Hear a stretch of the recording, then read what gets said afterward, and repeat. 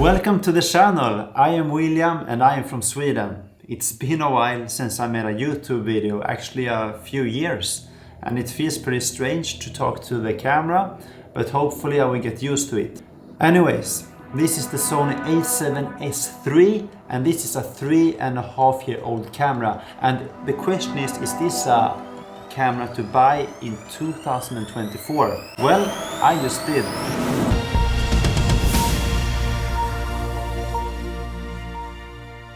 The Sony A7S3 came out in October in 2020 and it's a great camera.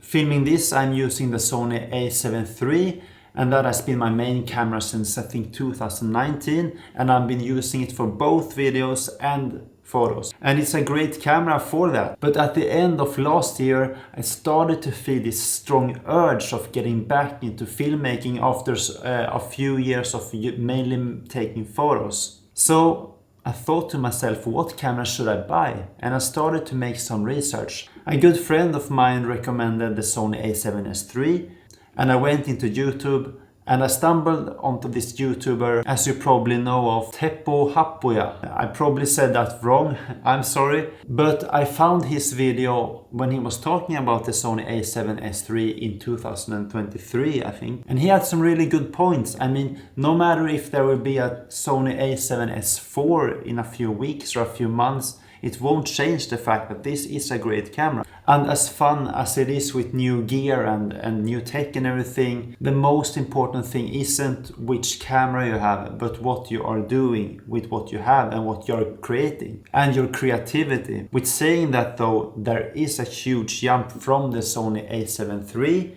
to the Sony A7S III, especially when coming to filmmaking. But this one might not be as bad for photos as you might think.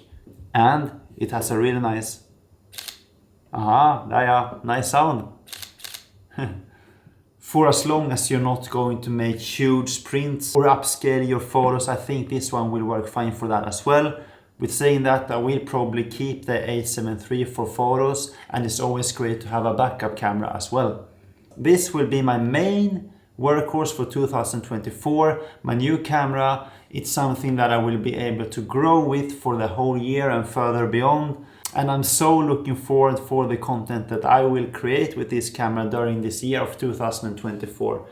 And especially to be able to compare the content that I will create at the end of the year and compare that to the content that I'm creating right now at the start of 2024. And hopefully, I really hope, there will be some difference and some progress there. So, to answer the question, I think for sure yes, no matter what camera will come out in the next weeks or the next few months, this will still be a great camera for 2024. And you can just look at the great content creators just like Teppo, who is still using this camera as his main camera, I think.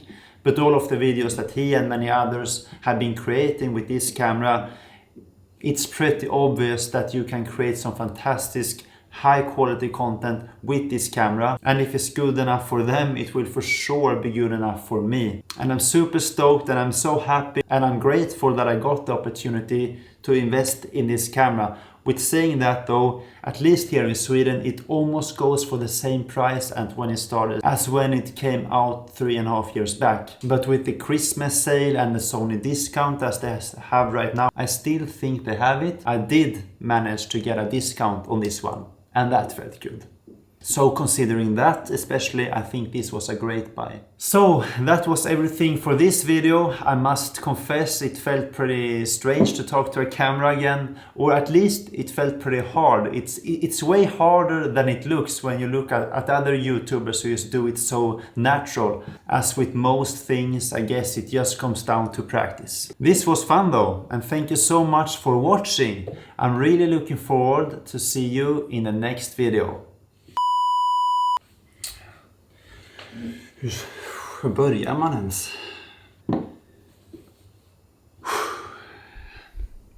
Hur börjar jag ens det här?